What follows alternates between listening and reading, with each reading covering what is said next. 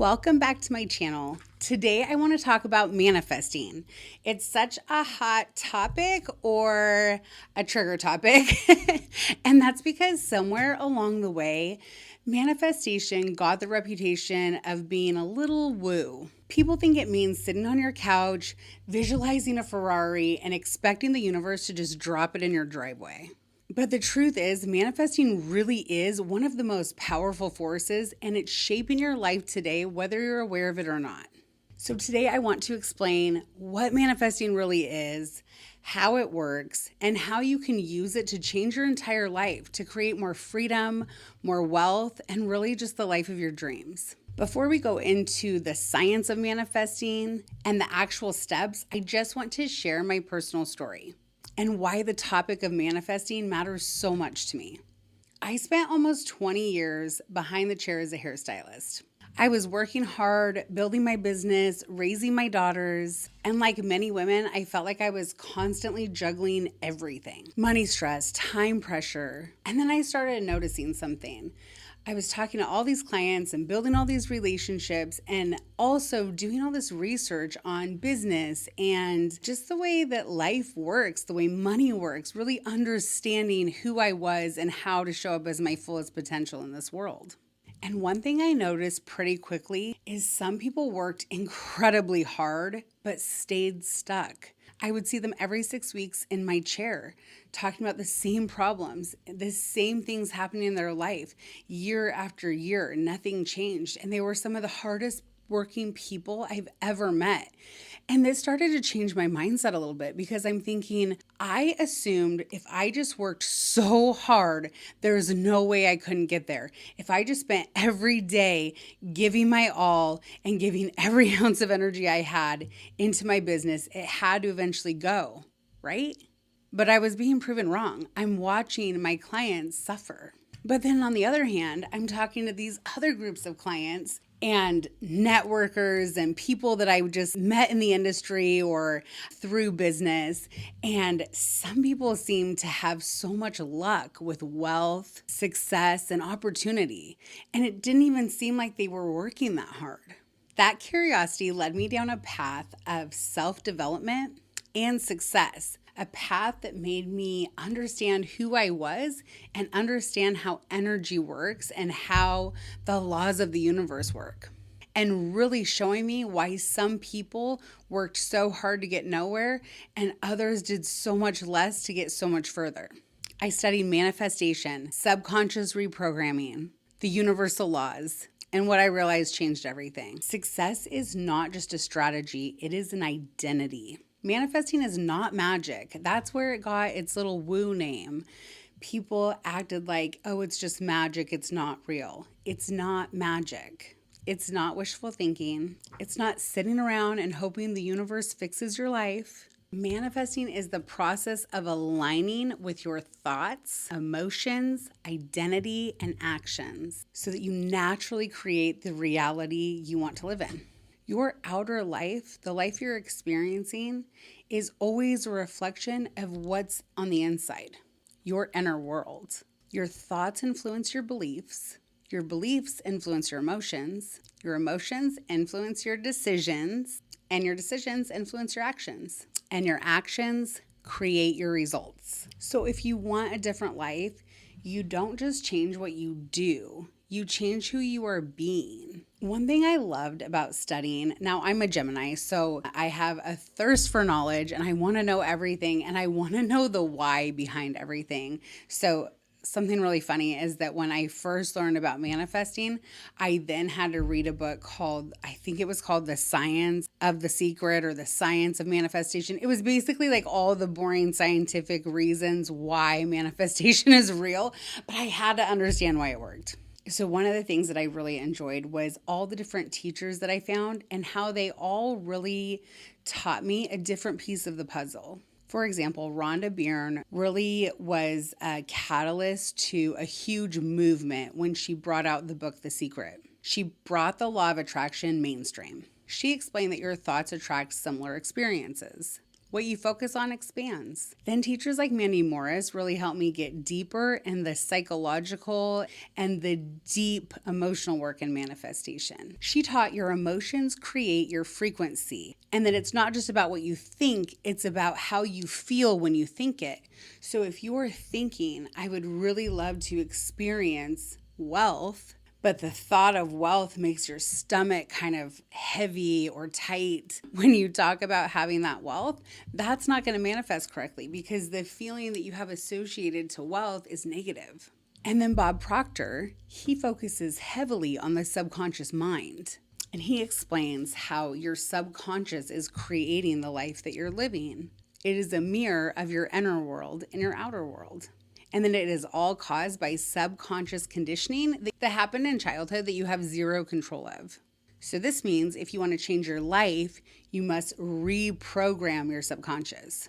And when you combine all these teachings, you get a very powerful truth.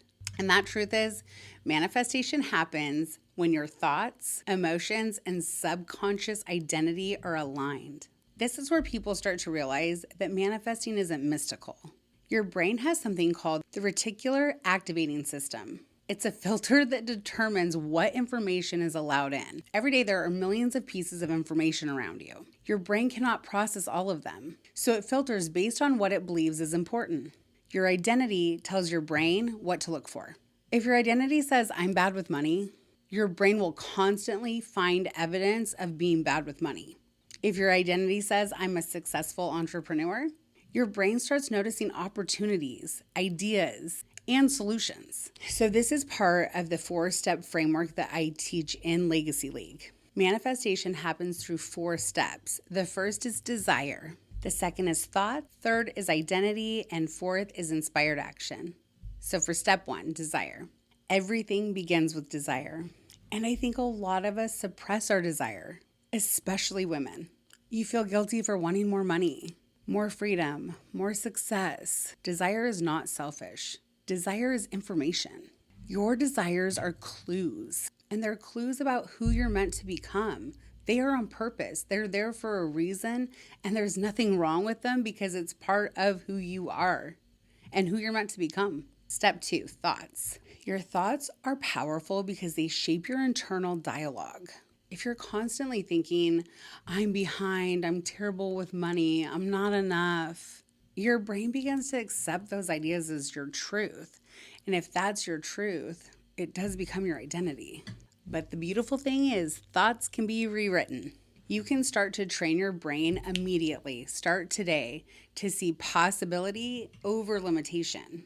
And then step 3, identity. This is where manifestation really begins to change your life.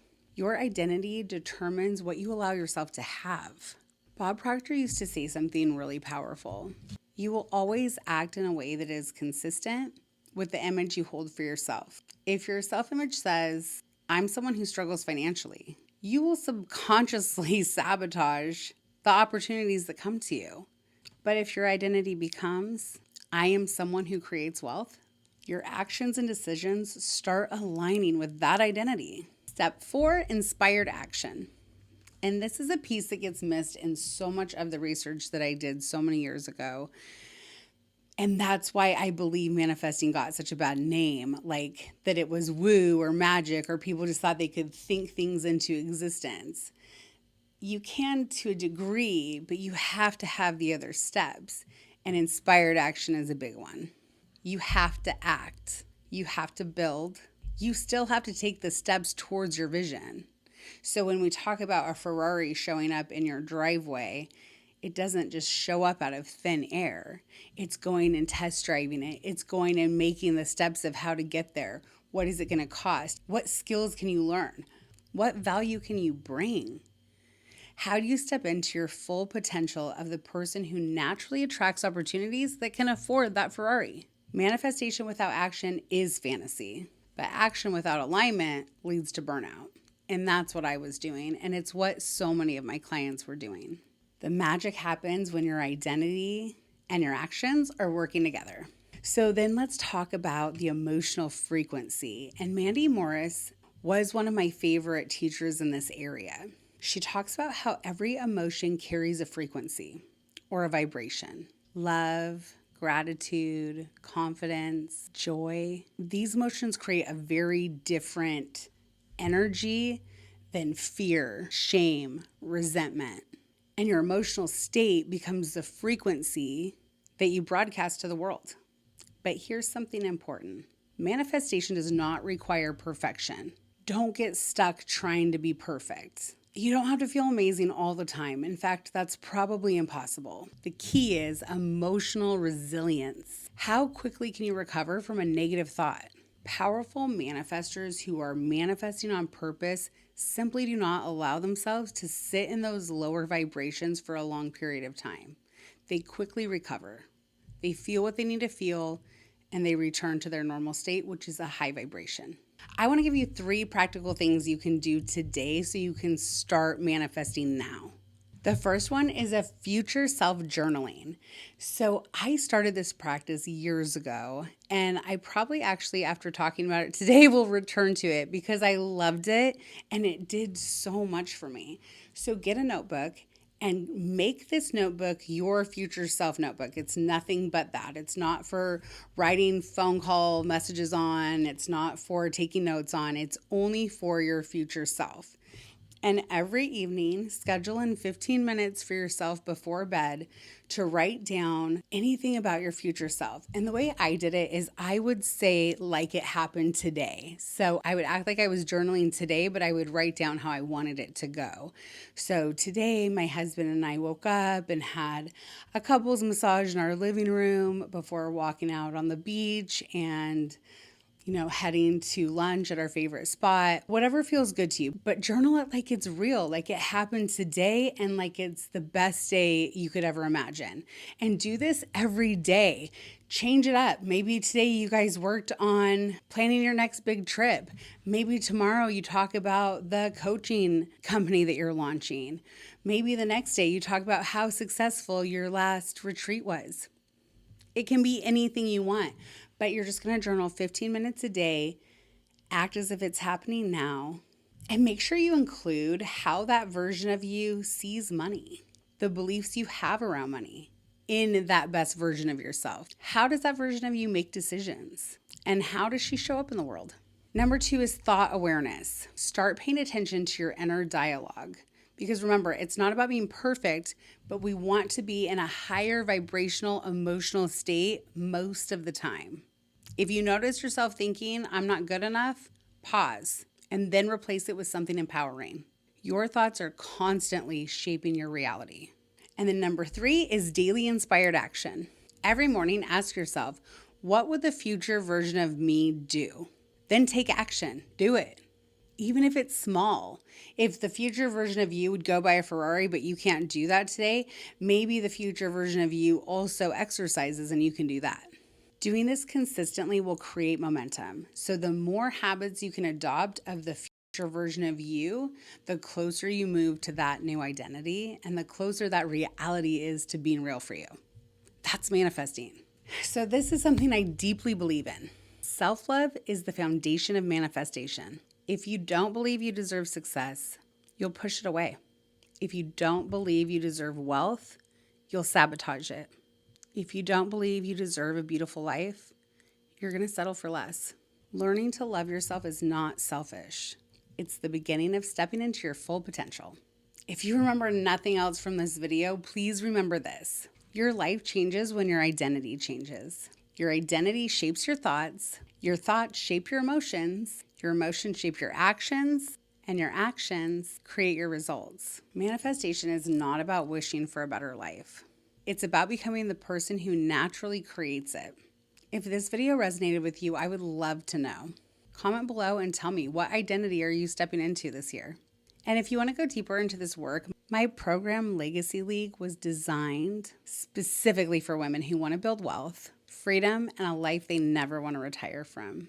Make sure you subscribe if you want to watch more videos on manifestation, subconscious rewiring, and building an aligned business.